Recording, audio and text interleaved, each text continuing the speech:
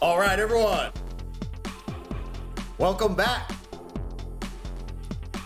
to the land of Chem.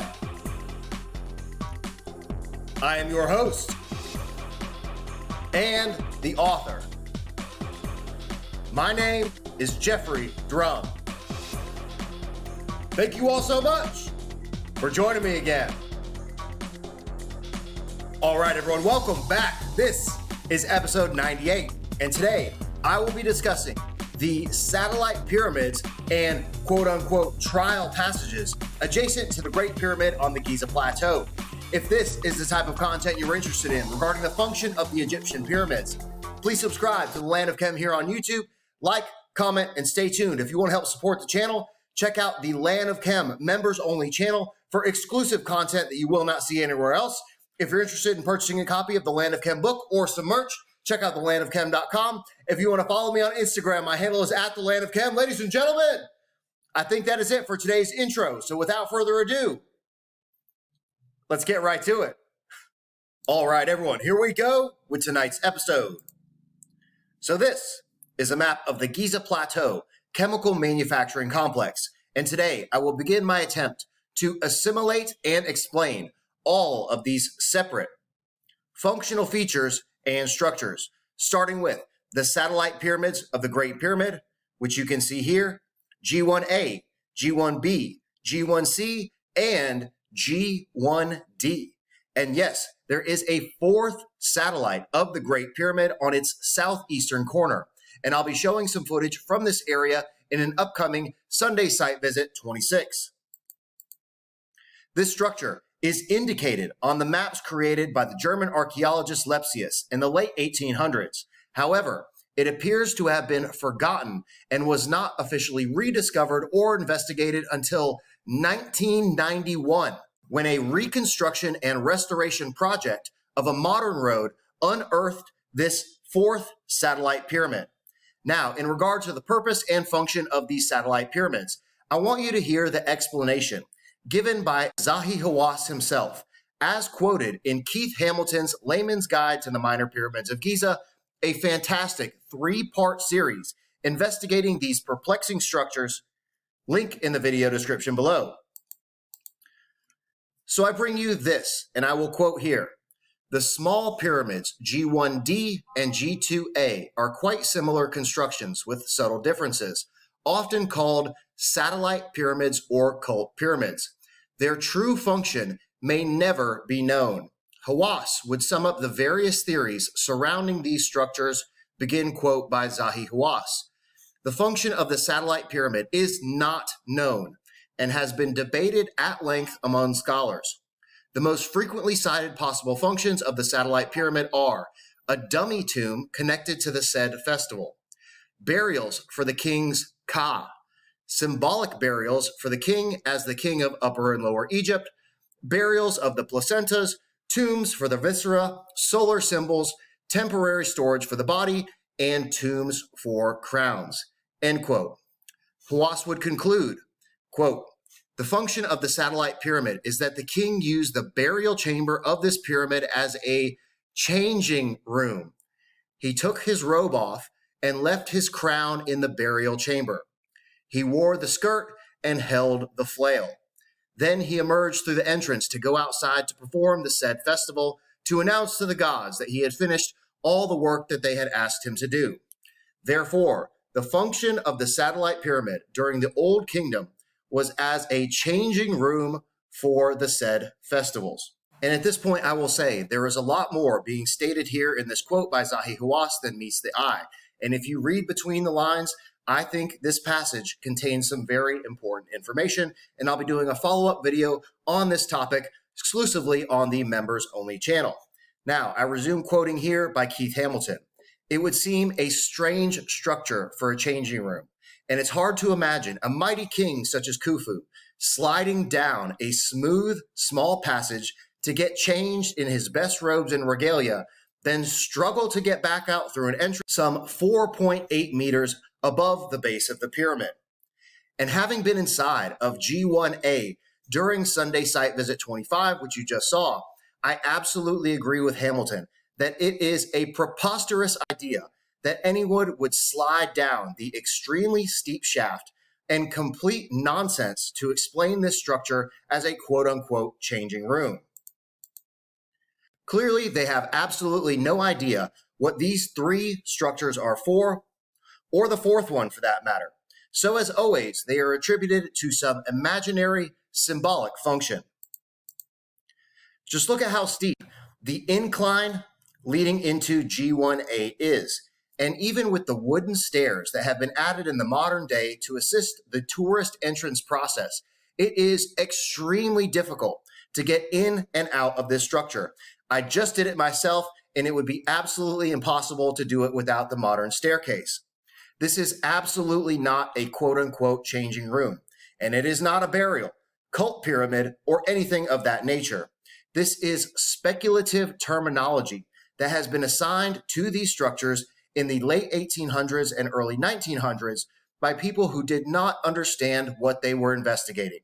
And at the time, industrial scale chemistry was a fledgling industry at best. So there is no way that they could have understood these things to be anything other than burials because they did not have the knowledge that we do today.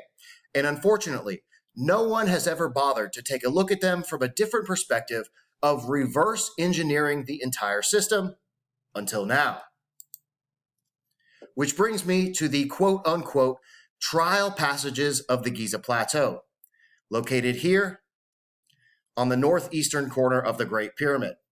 And this quote-unquote trial passages is more infuriating nomenclature applied by early archaeologists in their feeble attempts to describe what is actually a critical and functional part of the Giza Plateau chemical manufacturing system. And you can see here on Paring's map that he does indicate what he originally calls the quote-unquote inclined passages, and later coined the phrase quote-unquote trial passages. And you can also see here that G1D, located in this area, is already absent from his description of the Giza Plateau compared to Lepsius's earlier maps. And after spending some time investigating this trial passage system, I cannot disagree more that these are any sort of quote-unquote trial shafts, or as others have claimed, some quote astronomical or stellar observatory. Like I said before, far too often, nomenclature is applied, accepted, and never questioned. As stated here, again by Keith Hamilton, regarding the Giza satellites and trial passages, and I will begin quote, "The idea that G3A was originally a satellite pyramid I find unconvincing. Indeed, the history of satellite pyramids at Giza is more one of chasing ghosts. Originally, we appear to have no likely candidates until G2A was found on the south of Khafre's pyramid. Then Petrie's so-called trial passages was thought to have been an abandoned satellite pyramid for Khufu, due to a non-evident enlargement of his pyramid temple. Then his satellite pyramid moved to G1A, and the queen originally assigned to this moved next door. And then everything changed again with the discovery of G1D. So as a layman, I find it annoying when certain Egyptologists state as factual that G3A was originally a satellite pyramid, an idea first proposed by Lauer. Too often, an idea takes root and gets repeated enough that before we know it, it has assumed the status of fact. And this, ladies and gentlemen, is exactly what happened with the funnel and pump system currently known as the quote-unquote trial passages that you can see here. Otherwise known as these trial passages, you can see here in this diagram showing the configuration of the structure, the large apertures here and here, and the vertical central shaft leading down into the system here. And this is the location of the quote-unquote trial passage system, just to the northeast of the black basalt paving stones of the Great Pyramid's Eastern Temple.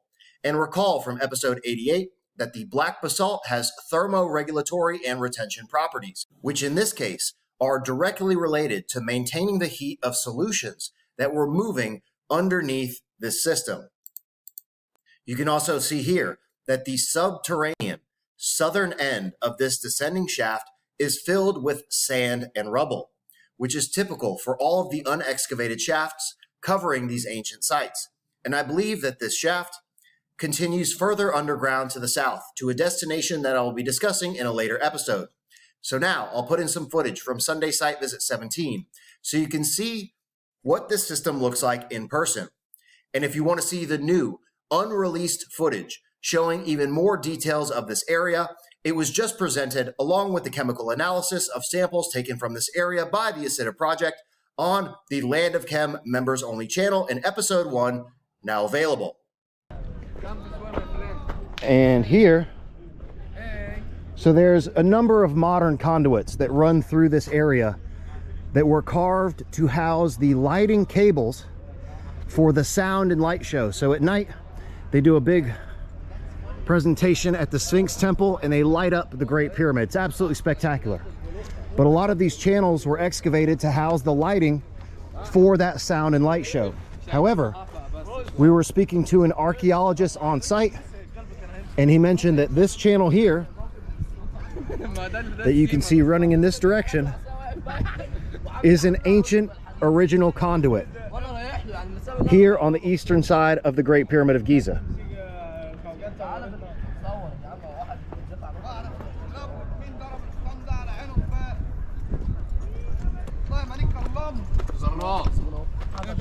This side, my friend. La shukran.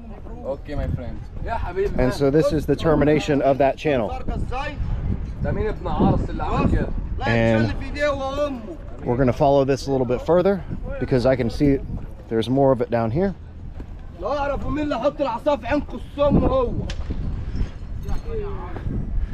And I'm guessing it leads to an area where there would have been iron oxide. And here's the termination of the channel over here.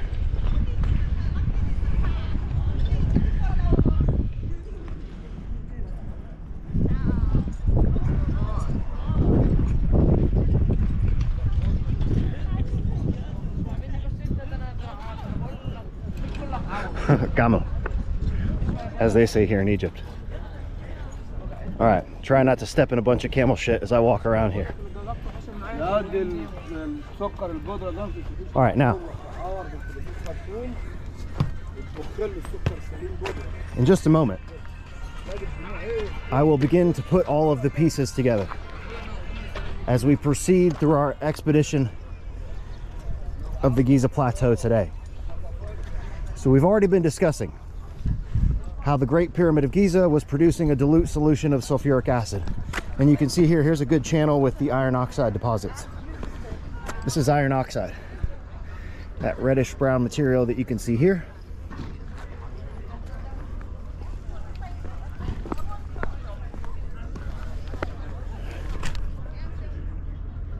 There's more of that material here.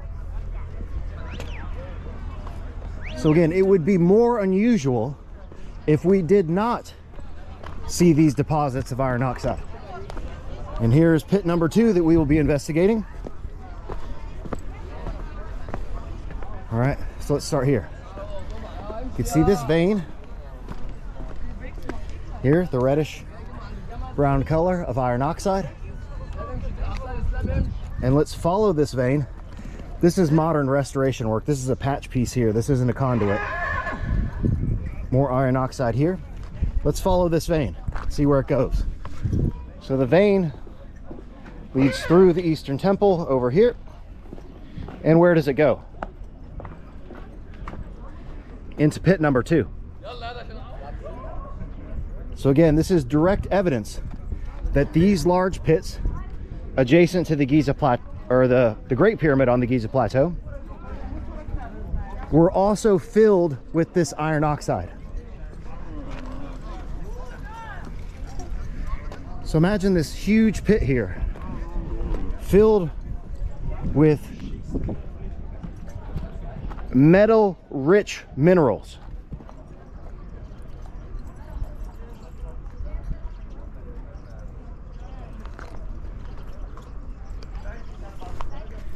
And you can see here some of the adjacent pyramids on the eastern side.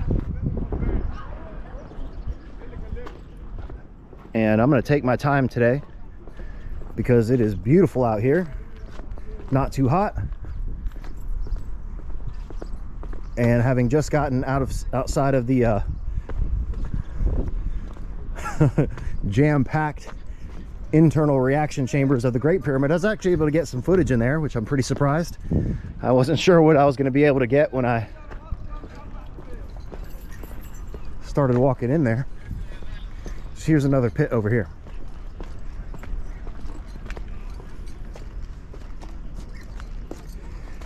And I have something special coming up from this area specifically.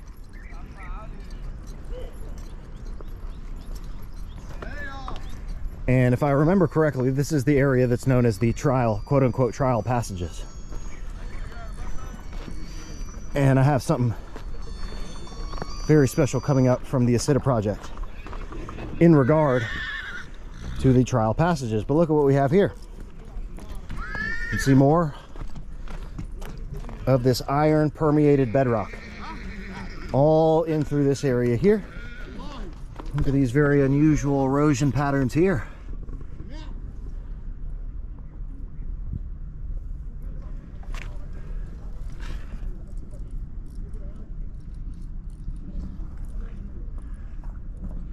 Certainly looks like acidic erosion to me.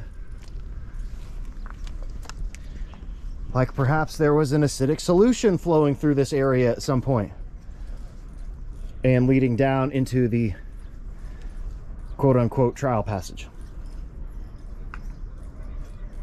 All right, everyone, just a quick reminder that if you want to help support the channel, just check out thelandofchem.com. I have the new 6th degree green lion logo, the 5th degree central pyramid hydrochloric acid logo, the new 2nd edition print copy of the Land of Chem book, this beautiful new Egyptian blue edition, signed copies, extremely rare, only 89 copies in existence of the original 1st edition purple orchid paper print of the Land of Chem book are also available all at thelandofchem.com. So if you want to show some love, just check out the website. And from the bottom of my heart, thank you all so much for the support. All right, now that you've seen the footage, here is the area where those samples were taken during the Acida Project 2010 expedition to the Giza Plateau. And a close-up on the iron oxide vein from which the material was harvested. Now, after reviewing the preliminary results, I can say that they are absolutely groundbreaking. And here's a glimpse into the scanning electron microscopy images of the samples from these quote-unquote trial passages. Particles like this one here. Metallic fragments like this one. Spectacular microspherules. And pieces like this, the chemical composition of which gave me the most important evidence to date of my theory that the Great Pyramid of Giza was producing a dilute solution of sulfuric acid, which is directly related to the function of this system. In my opinion, it is not a quote-unquote trial anything, and it has absolutely nothing to do with the construction process of the Great Pyramid or an astronomical observatory. Also, there have been a lot of questions. What the hell is being shown here in my recent post showing this image from the Central Pyramid of Giza? So the full unreleased footage of this area, including explanations and the results of the chemical analysis on the particles I just showed, just premiered in the first members-only episode. So if you want to help support the channel and get access to this type of exclusive material, go check that out. Link in the video description below. And stay tuned here on the main channel for Sunday Site Visit 26 with a further investigation of the Giza Plateau, these satellite pyramids, and the trial passage system. All right, everyone, that is it for today's video. This was episode 98, the quote-unquote trial passages of the Giza Plateau. I really hope you enjoyed today's video, and I have something very special and extremely important cooking up for research episode 100 here on the Land of Chem YouTube channel. In the next episode in the series, Sunday Site Visit 26, I will continue my exploration of the structures on the Giza Plateau. If this is the type of content you're interested in regarding the function of the Egyptian pyramids, please subscribe to the Land of Chem here on YouTube. Click that little notification bell so that you do not miss the new episodes that premiere twice per week. Like, comment, and stay tuned. If you want to help support the channel, check out the Land of Chem members only channel and thelandofchem.com for books and merch. If you want to follow me on Instagram, my handle is @thelandofchem. Ladies and gentlemen, I think that is it for today's video. So I will see you next time.